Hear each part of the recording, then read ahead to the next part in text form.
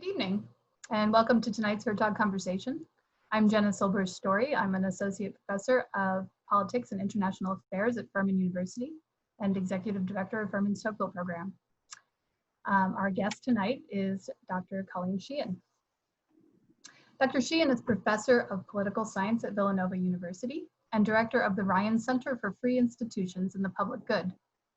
She's a highly accomplished author who has written on a wide variety of subjects for both scholarly and popular audiences. Most recently, she's the author of The Mind of James Madison, The Legacy of Classical Republicanism, and co-editor of the Cambridge Companion to the Federalist. She also writes frequently on the ways in which literature illuminates our common life and has a book forthcoming on Jane Austen's Emma.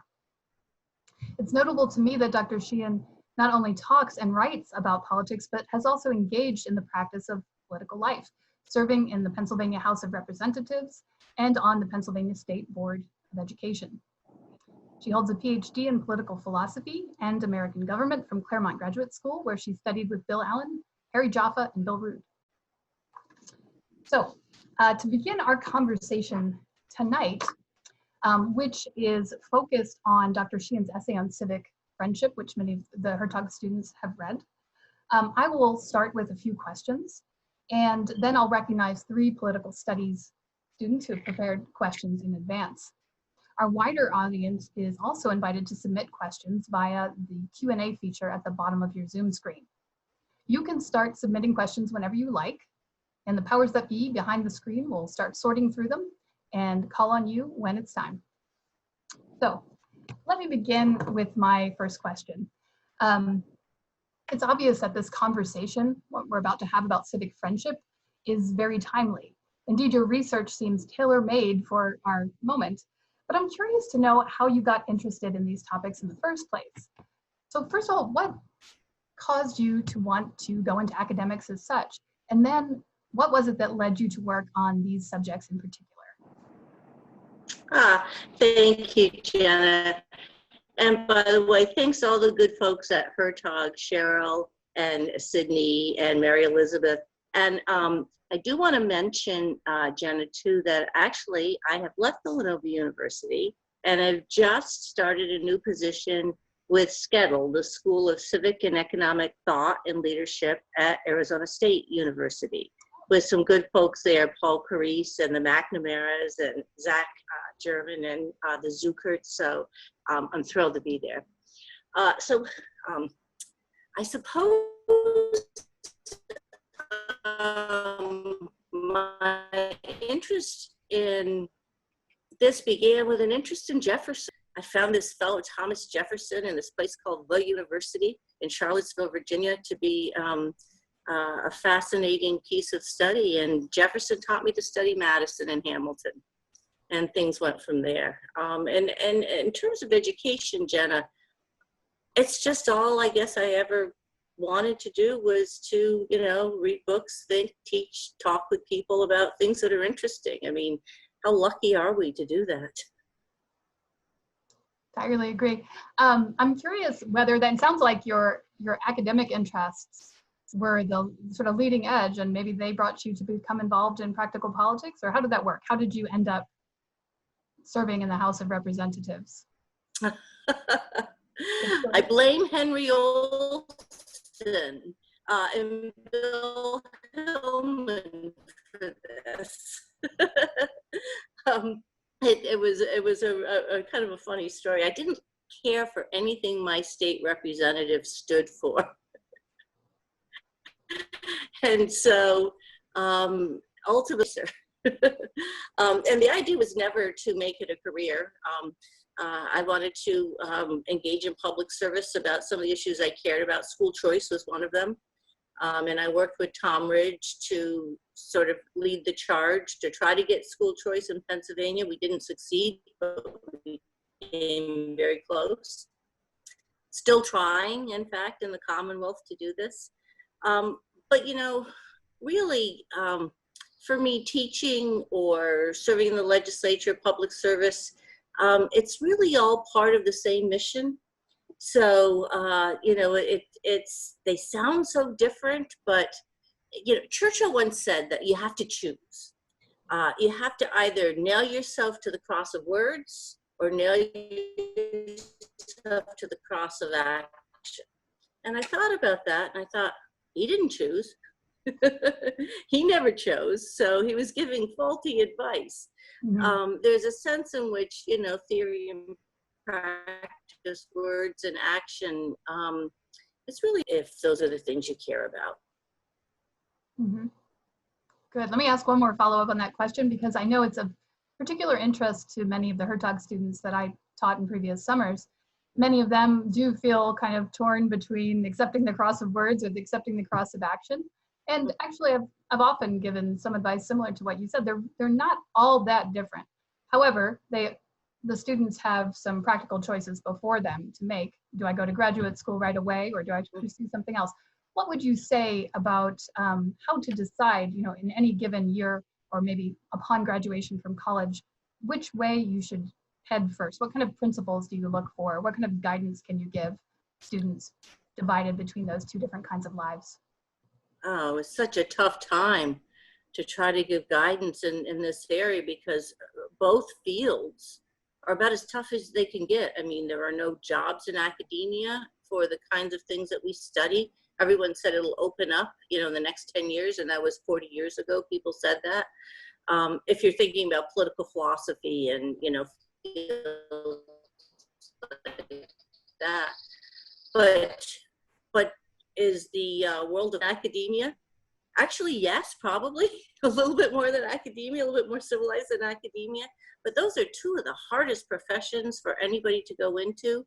So it's going to take people with a lot of commitment and a lot of courage, because we desperately need good people in our universities, in our legislature, in both the state and the national level, in the executive branch and administration. So, you know, I say, pump up your courage and do it if you can, because we need you. Okay, thank you. Thank you very much. All right, let me turn to the subject of the evening proper, which is civic friendship, and the essay that you wrote about it. From that essay, it's clear you've done a lot of work on James Madison and the other founders and their particular understanding, particularly Madison's understanding of how he thinks we could hold this country together. Can you give us a basic recapitulation of your understanding of how Madison envisioned this country becoming knit together? And if I could add a little bit onto that, did we ever follow his view? Can you give us a kind of instance, a historical account of whether this worked at any particular time? And you note in the essay, it's not working now. Can you give us also an account of why it's not working any longer? Yeah, well, I'm sure a lot of the Hertog Fellows have studied Madison, at least, you know, some of the Federalist Papers, Federalist 10, 51, 78, and so on. Probably know a fair amount about Madison. The general interpretation of Madison for many, many years could be summed up as follows. You know, he created this idea of the large republic to control faction. And so what he did was he made it so that we don't have to do what the ancients did. We don't have to worry about the people, you know, forming a citizenry based on civic virtue. We can just, by force and counterforce, a sort of Newtonian system of weeding out the kind of base factions that would destroy the country. And so we're left with the lowest common denominator, but that's not so bad. That's America. That what Martin Diamond called the low but solid grounds of America. He also called it the low but solid and vulgar grounds that America was founded on. He said, but you know, at least we have liberty. The more I studied James Madison, the more I realized that you really have to go beyond Federalist 10 and 51. He had a lot more to say. And what he had to say was actually almost the opposite of what the general interpretation of Madison has been for so many years. I think it's now changing, but you know, these things change very, very slowly. Yes, Madison wanted to control faction, absolutely. Yes, he was a proponent of separation of powers, checks and balances, federalism, bicameralism, all these kind of mechanical arrangements that are sort of Newtonian politics, force counterforce. Since you don't get rid of faction, you try to control the effects. All of that's true.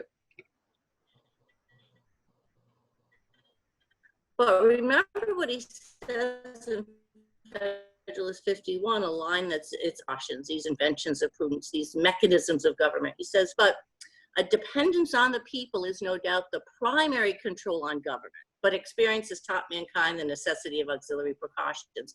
These precautions are auxiliary. It's a dependence on the people that for Madison is number one. In other words, Madison never lost sight that you cannot have a republic without Republican citizens. He just wasn't a political scientist in that kind of mindless, vacuous way that unfortunately is taught in some schools today. He knew that politics was about human beings with real ideas, with real concerns, and it wasn't always a pretty business, but it was an important business. And so what Madison was really trying to do was, so you control all the factions so that ultimately the majority, he says, will ultimately give the law. But how can we have a majority of the people make public policy, give the law, as he put it, but still do it in a way that's just to other citizens so that minority rights are respected? That's Madison's challenge. Madison's challenge is very simple. He says it over and over again, and sometimes we don't see the forest for the trees. His challenge, his goal, is to prove to the world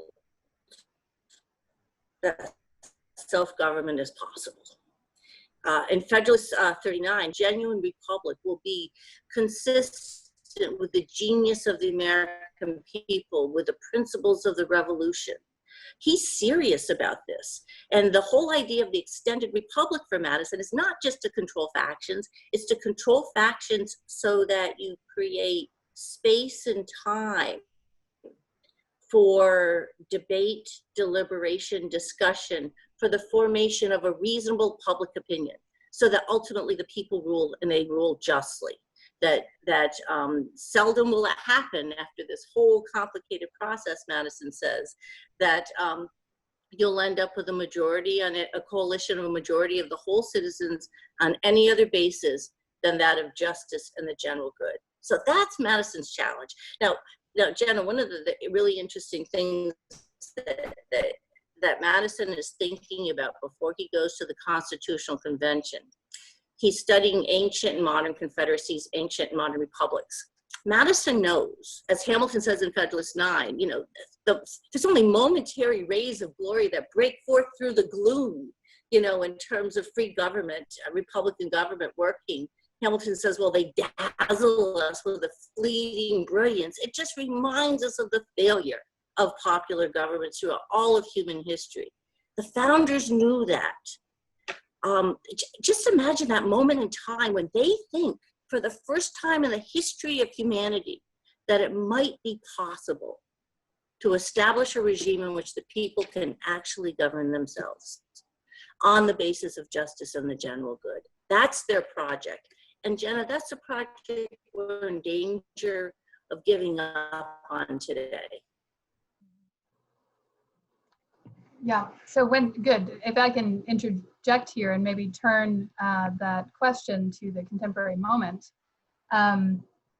You said in the course of answering that question that Madison's goal was to control factions, not just simply to control them, but in order to create this space for reasonable public opinion, right? To give us a place, an arena in which we can safely raise our differing opinions about things and hash them out. That seems to be not happening today. Why isn't that happening today? And does Madison have anything to tell us that could help us out of that? Or has our situation changed so that Madison's advice isn't particularly relevant. Has our situation changed, whether in terms of the manner of our citizens, as you mentioned before, or also our technology? You say some interesting things about that also.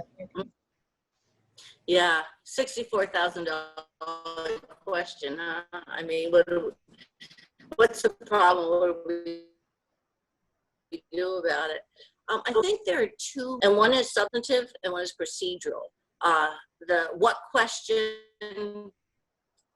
and the how question, as it were.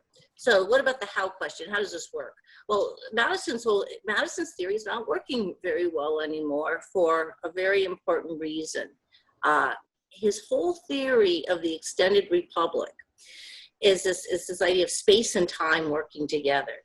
You create this addition, the idea of the large republic is that it will take more time to form public opinion, but it's possible because of new modes of communication. Remember, the 18th century is the time when the printing press is really coming into its own, broadsides, pamphlets, newspapers. Madison talks about all of this. So there's new modes of communication that make possible for the first time, I mean, they're talking about this in France, something called a public. This is a new thing, the public, and public opinion. And so that you could actually communicate across, the 13 states, and Madison is ultimately envisioning, see this shining sea. He's envisioning a very extensive republic, but that will require more enhanced modes of communication before that's possible in his view. So it's always a kind of, the republic has to be large enough that it takes time to form public opinion, but it can't be too large. He talks about this in Federalist 14. It can't be too large. It's got to be a practicable sphere because public opinion has to be able to form. It's not a ghostly body politic you're trying to create. You're actually talking about a majority with real views that ultimately rules. And that's supposed to take time, but it is supposed to happen. Then the other question is, there are things that can act as what he calls the equivalent of territorial limits, things that shrink. We say today, the world's a smaller place. It's a smaller place because we communicate so much more easily. How long did it take to cross the Atlantic in the 18th century? And now it's seconds that the voices can be heard, from England to America. That would have made a big difference in the War of 1812, for example, if they could have communicated quickly. So this speed of communication now, the things that the people on Star Trek sort of said would happen are happening. That has made this a smaller country in a smaller world. Time necessary for deliberation. You're not forced to take time. Factions can spread like wildfire. Today we have a word for this. We say things go viral. And the kind of things that tend to go viral tend not to be things that people have really sat down and thought a lot about. It means that passion can spread like a contagion. And that for Madison is a problem because that's what tends to bring about injustice, instability, and confusion. It doesn't bring about deliberative Republican politics. That's what's changed today procedurally that make Madison's scheme harder. I think to counteract that, we need more of the kinds of things he talked about as counteractions to that. Federalism for Madison is not a mere compromise. It's incredibly critical in a large republic to have these smaller communities and these places that break down the way we form public opinion, that create these layers of places to refine and enlarge the public view. So that's one thing. The administrative state is a huge problem for the Madisonian scheme, for the process of how this works, because they're legislating instead of the legislators. And if unelected officials are legislating and not the legislators, Jenna, that means public opinion is not, public opinion is not having its say. It's really muffled, if not drowned out, public opinion by unelected officials practicing whatever whims they want, you know, in the bureaucracy in Washington, D.C. So procedurally, those are some of the problems that we have to address if we want to find a way to return to deliberative Republican politics. I think it's possible, but it's a real challenge. The even greater challenge is the substance, the what question. What do we believe in as Americans today? It's not all just about the process. It's about our way of life, what we believe in, what we cherish, what we denigrate, what we stand for as a nation of citizens. And we are right now fragmented and polarized. People aren't just disagreeing, they're hating on each other. The disagreement is fundamental, it seems to me. It's a disagreement over a way of life, over an ethos, over what it means to be human and how we should live. That is a regime question. That's the kind of question that revolutions are made of, that sometimes nations don't get over. What Montesquieu called, it's pulling the strings so tightly that at some point you have to be careful because they'll snap. What Yeats says, the center cannot hold, things fall apart, mere anarchy is loosed upon the world. So that's the kind of situation I think, unfortunately, we are looking into in our future, and that now is the time, I think. Absolutely, the time is now that we have to address this, because there's still a healthy part of America, I call it middle America, that believes that there's something that America stands for that's worth preserving. And we have to hold on to it before it's lost. Excuse me, I'm sorry, Professor Sheehan and Jenna, to interfere. I know I'm supposed to stay behind wraps, but Professor Sheehan, we're having some difficulty. I know you're up in the woods and so don't have the best audio connection. So I was wondering if you turn off your video, we're hoping that might strengthen your audio. And as much as we want to see you, hearing you is more important. Okay, sure. So you'll just turn off your, you'll just hit stop video and then we'll just hear you. Okay, can you hear me better now? Yeah, I think that's going to be better. All right, I will go away now. All right, so you were just talking about the fact that now is the moment we might draw on some remnant of a common understanding you think does still exist among, I don't know if you said a majority of Americans or a significant number of Americans, to kind of focus ourselves again on a particular way of life. Let me ask a question relating to Aristotle, because Hertog students who I was watching today are studying Aristotle in their political studies program. And I've always wondered this with reference to the Aristotle quote you have in this essay. It says that the special business of the political art is to produce friendship, right? In other words, it doesn't assume a friendship, it seems to me, but produces a friendship. Or perhaps it assumes some level of friendship and enlivens it into a polity. Partly what I want to ask you about, but let me just expand the question a bit further. When Aristotle sketches out what he calls the best practicable regime, the best regime we're likely to actually end up with, that is a polity, that polity is made up of two opposed factions, the oligarchs and the democrats, right? Who were at times in Athenian history not only just, of different opinion, but murderously opposed to one another. So it seems, I've always marveled at the fact that Aristotle thinks we can create a kind of civic friendship or political unity of a kind out of what seems to be a potentially extreme form of diversity. So I'm wondering if you think Aristotle model is a guide. Can it give us hope? Or are the factions we see today in America more divided, or divided in a way that's different, more problematic than those that Aristotle was working with, that would make his work not particularly either a guide for us right now? Yeah, thank you, Jenna, for that question. So Aristotle's mixed regime, right, of the polity. Yes, it's different forms, and they're conflicting. They have different views of justice, right? Conflicting views, rival views of justice. But the point, I think, as I understand Aristotle, and please correct me if you see this differently, I mean, the hope there is, though, to create a kind of as large a middle class as possible. It's sort of bringing the two together in the sense of a kind of, I mean, the larger the middle class in this, the more stable that regime is.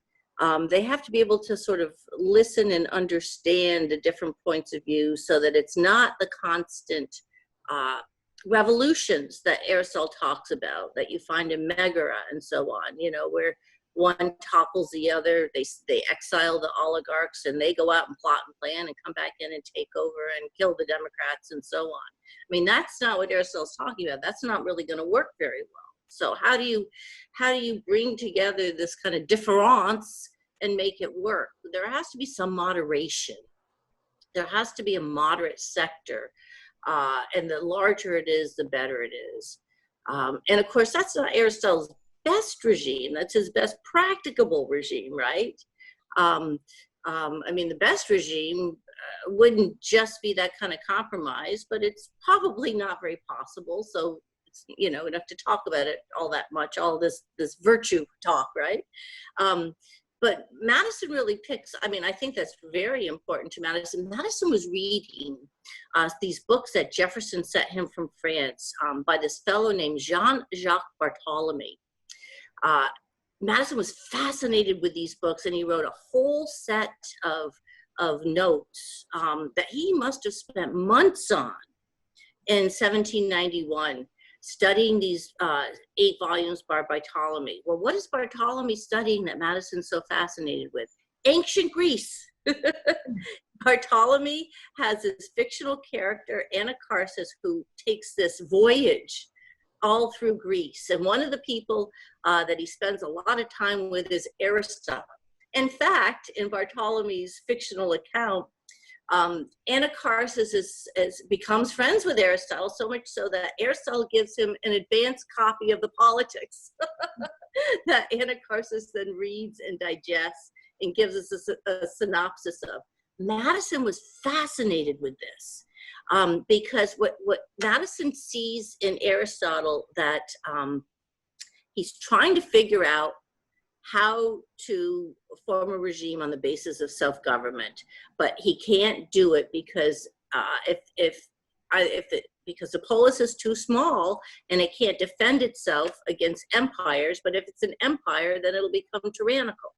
So Aristotle can't find an answer. So then Madison writes this essay after reading all this, studying all this, and says basically this, Jenna: America has discovered that for which humanity has been sighing and philosophy searching from the most remote ages.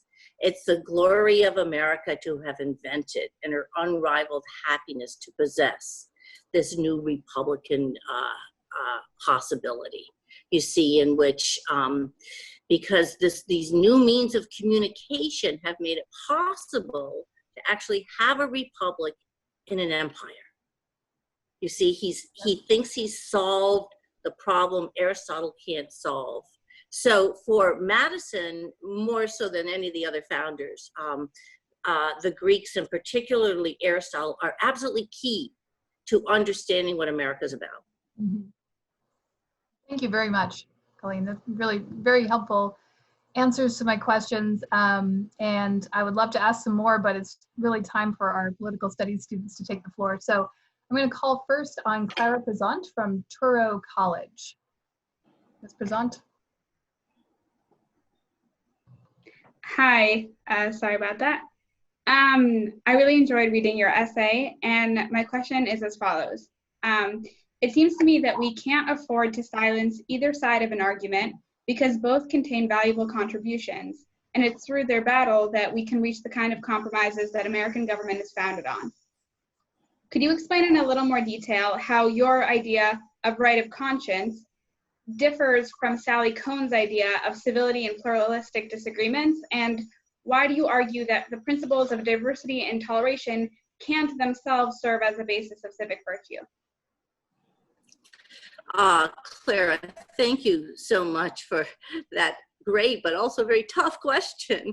I think Sally Cohen is doing, she's a self-professed progressive who thinks that we need to talk more and we should have civility, and she wants to pull the nation away from, this sort of hating and get back to a kind of productive discussion. And that we can do it and we can solve these problems on grounds of pluralism, diversity, and toleration. Why don't I agree with that? So let's think about what she's saying. What would a nation look like that had diversity and toleration as its basis? And can diversity and toleration actually, here's my question, what would be tolerated? Would there be anything that would not be tolerated? What would be the source, say, of judgment for criminal proceedings? What would be the source of the law? Could there even be anything or anyone called a criminal? See, if you're going to tolerate everything and all forms of diversity, it means you have no standard of judgment outside of that toleration or that diversity. So that means that all lifestyles are created equal. But if all lifestyles are created equal, then all human beings are not created equal, because that is not a way of life that is befitting of the human race. So, I mean, just logically, it doesn't make any sense. If you're going to tolerate everything, one of the things that you're not going to tolerate sometimes is toleration. Okay, thank you. Next, we have a question from Nico Donahue of American University. Mr. Donahue. Yes, thank you so much for giving us the opportunity to ask these questions, Dr. Sheehan. So my question I'd appreciate some clarity a bit on the foundation of this idea of civic friendship. And so modern liberalism to me enshrines a heavily private and individualized notion of liberty, and it lacks real modes of inculcating and sustaining public virtue and common morality, but instead encourages individual definitions of these things.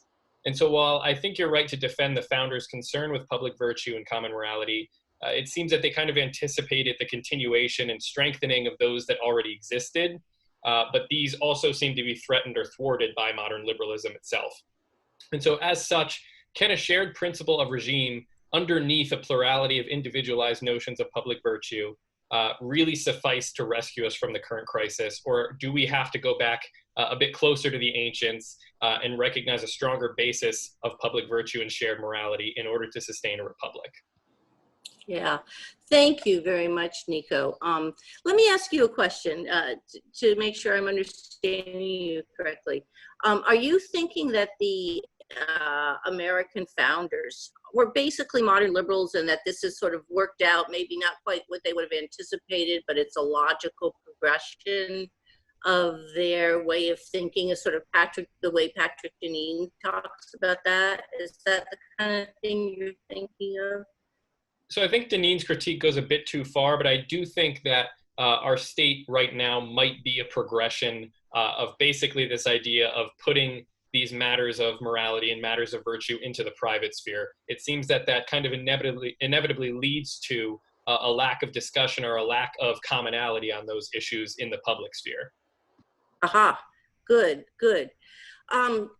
Well, I think, I mean, this whole concept of modern liberalism and how we think of this vis-a-vis our country's principles, I actually find this sometimes a bit problematic in terms of confusing, I think, what our focus maybe ought to be. I'm not sure the problem is so much different notions of liberty per se, but rather the lack of a genuine understanding of liberty. After all, if liberty is simply doing, whatever you want, then it's compatible with its opposite, tyranny. So that's not liberty at all. it's interesting that the founders didn't see the rivalry the way we talk about it today and put them in these boxes. They didn't see the rivalry as ancient virtue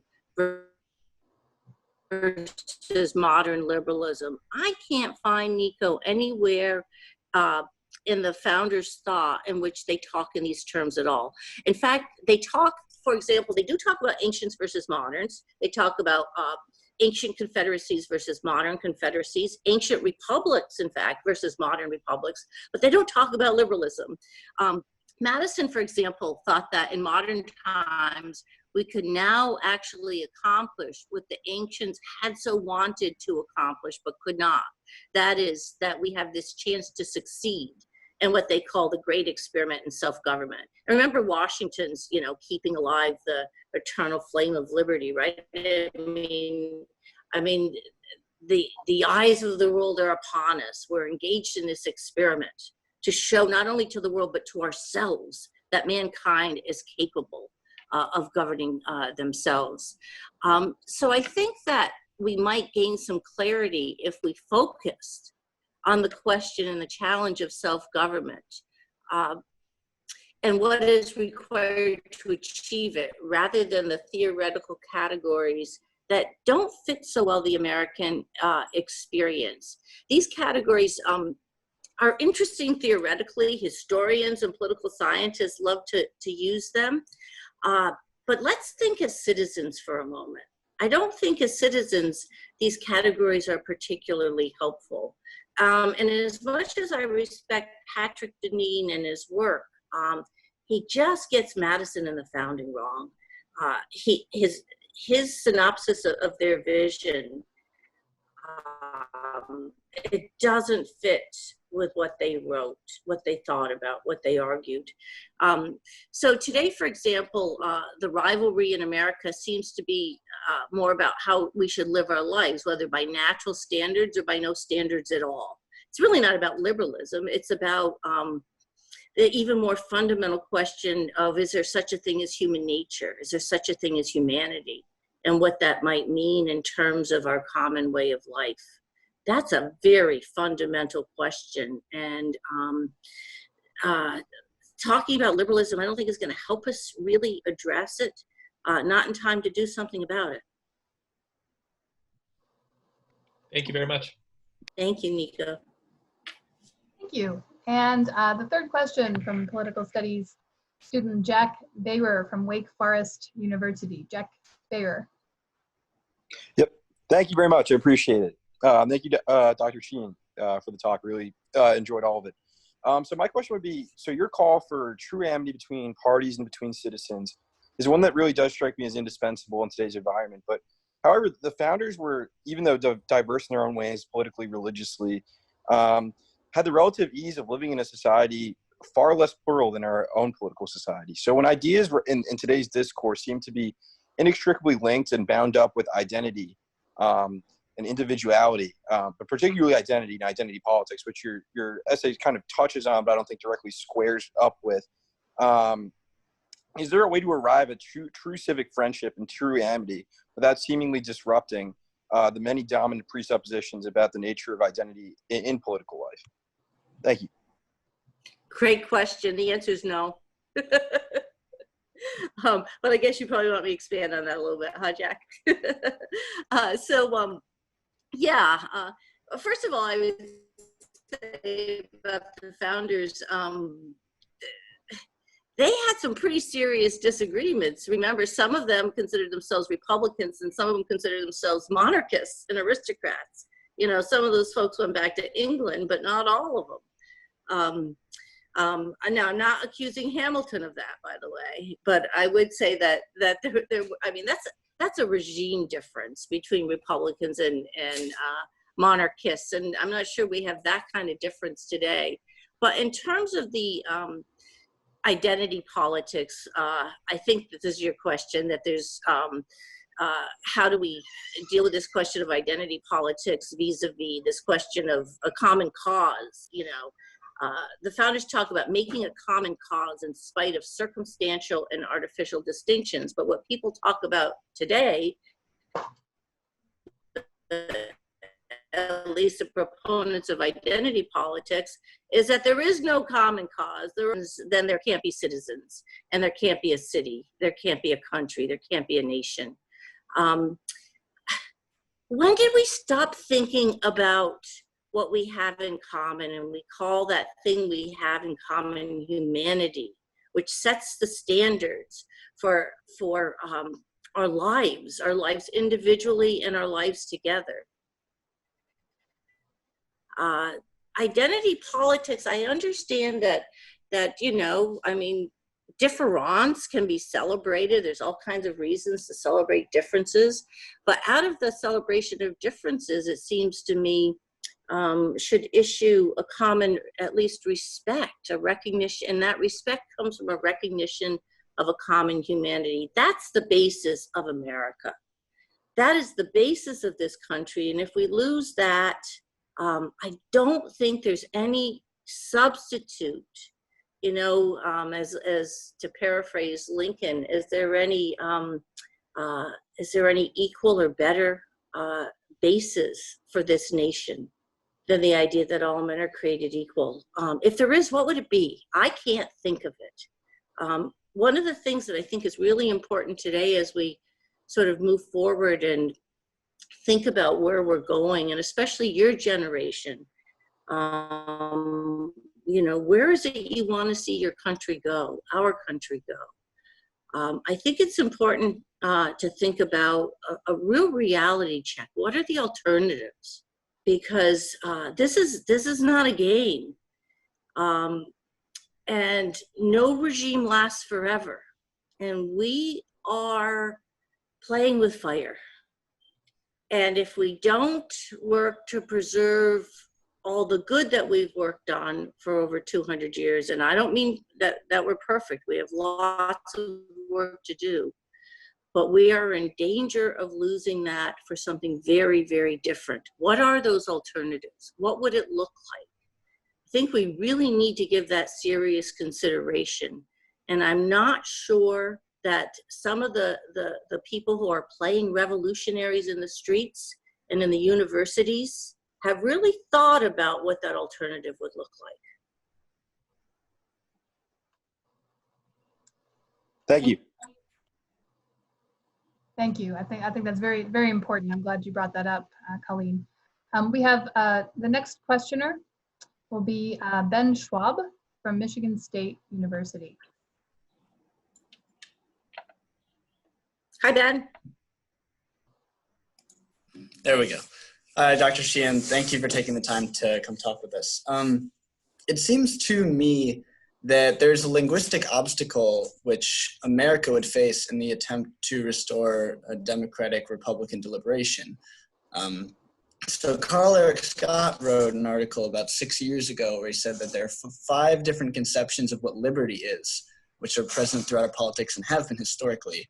That sort of muddles the waters when we're talking in terms of these values politically. And I'd argue that a similar thing is true of the word equality. So given that you just said in response to Jack that the best basis we have is for common deliberation is the idea of all of us as equally created beings, how big of a problem do you see this sort of linguistic ambiguity which hides fundamental differences for our politics? And do you think, how resolvable is this when we're considering just public deliberation? Ben, can you give me an example of what you mean by a sort of linguistic move that hides these differences?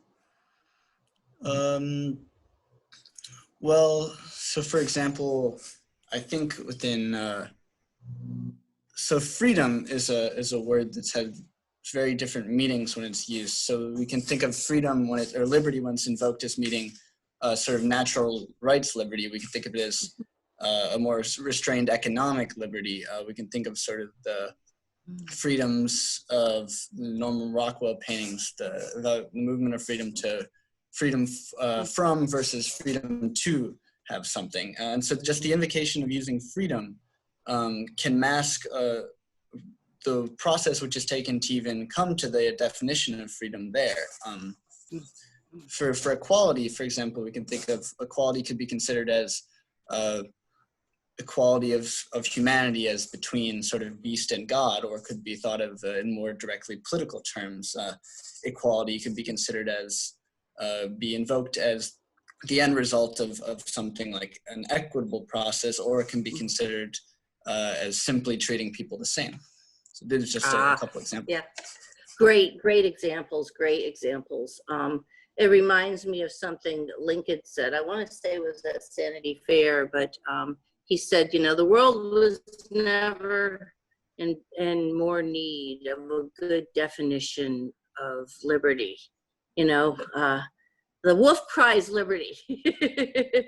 You know, you got the shepherd crying liberty, the wolf crying liberty, and they don't exactly mean the same things. Yeah, so you're right. And certainly equality, the different ways to think about equality. Tocqueville talks about that, you know, at great length when he says, you know, Americans love liberty, and when they, as long as they have it, they'll, you know, cherish it. But their love for equality is insatiable, and if they can't have it in freedom, they'll take it in slavery.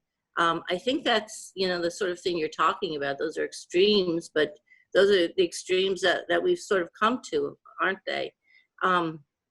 You know, look, it's so much, it's a problem of definition, but it's so much more than a problem of definition.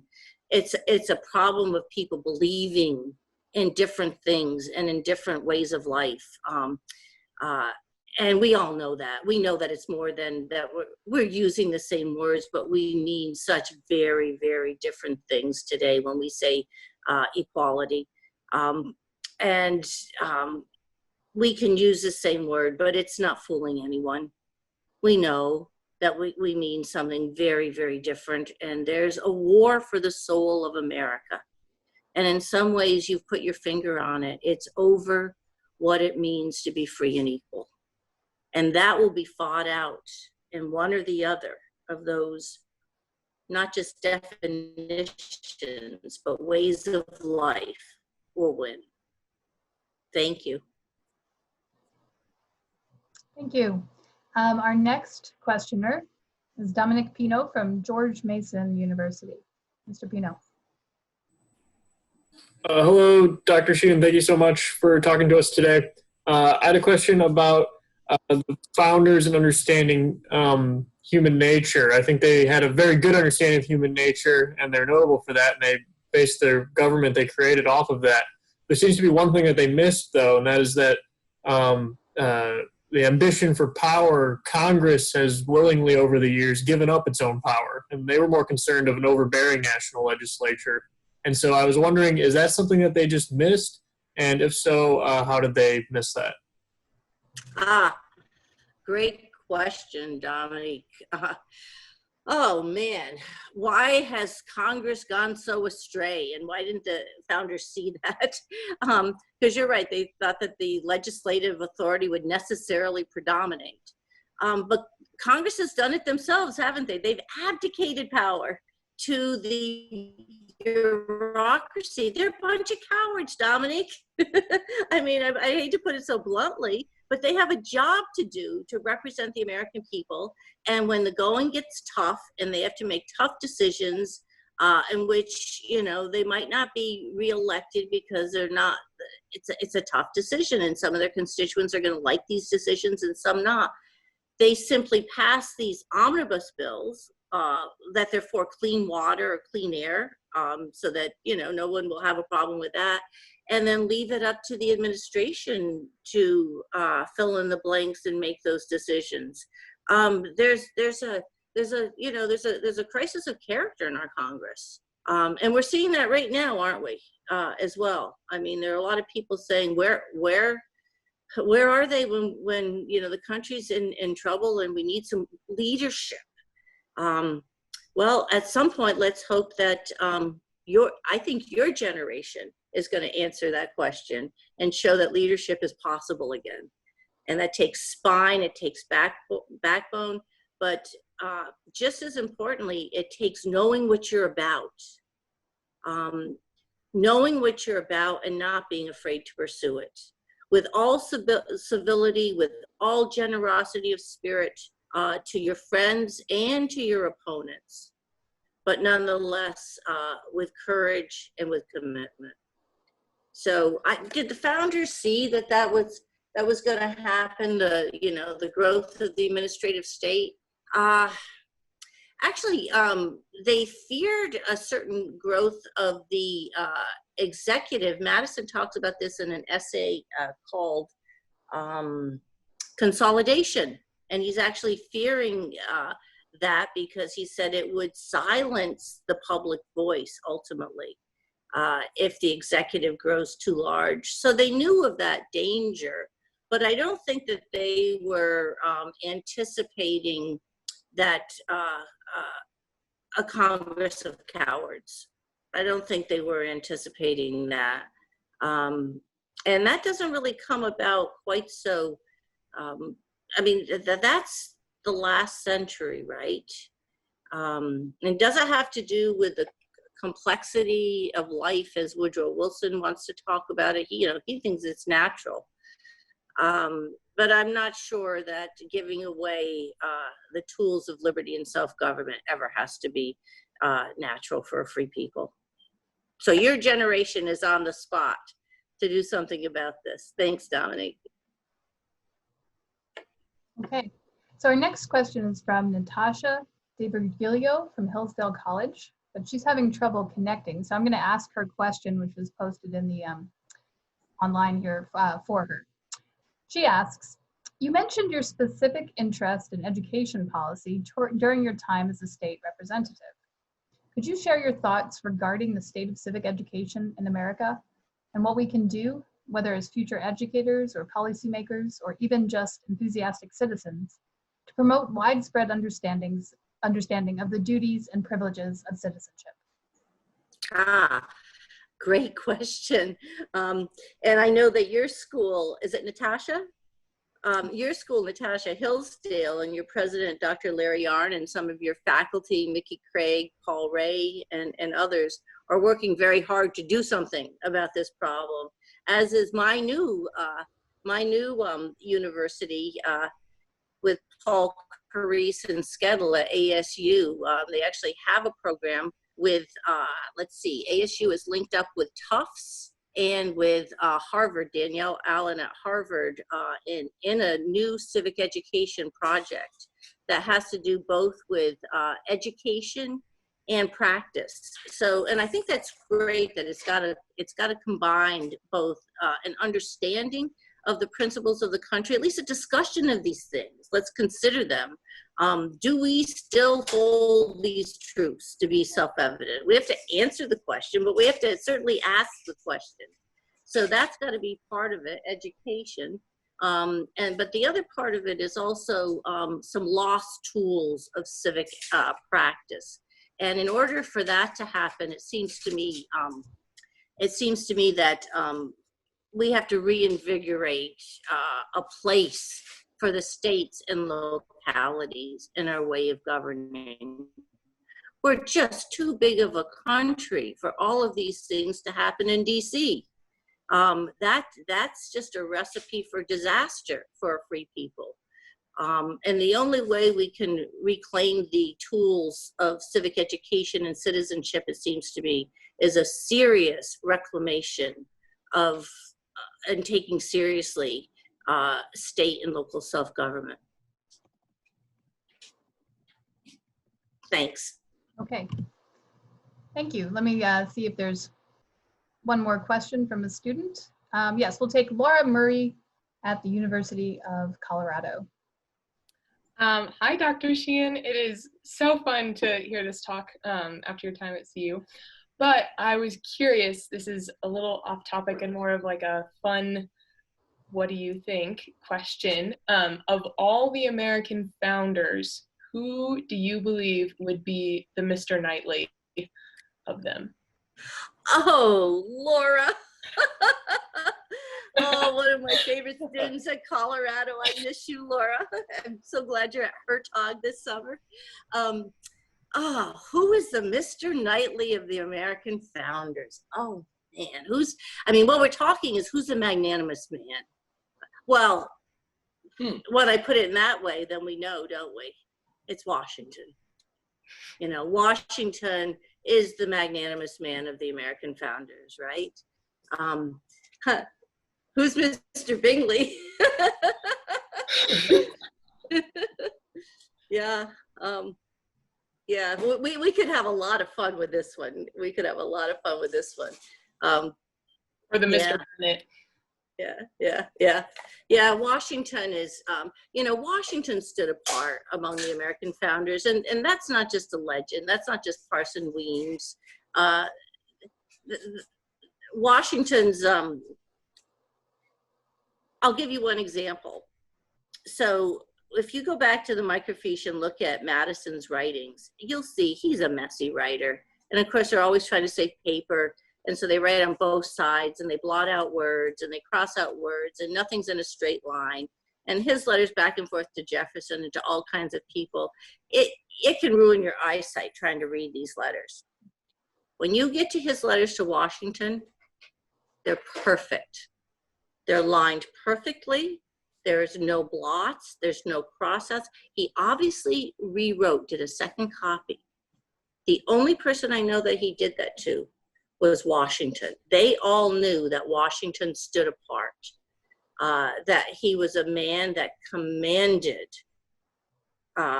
absolute respect. And it was because of his character. He was the magnanimous man of the founding. Thank you, Laura. Thanks for that great Jane Austinian question.